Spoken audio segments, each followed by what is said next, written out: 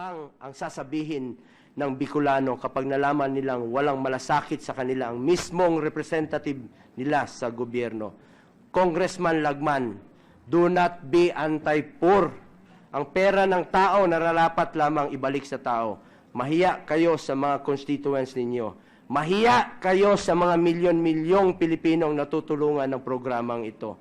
Congressman Lagman, balita ko, pinapapunta mo sa bahay mo ang mga tao para mag-avail ng benefits at assistance. Andoon sa loob ng hospital ang pasyente, papapuntahin mo sa iyo para ipamuka sa kanila, ikaw mismo ang tumutulong.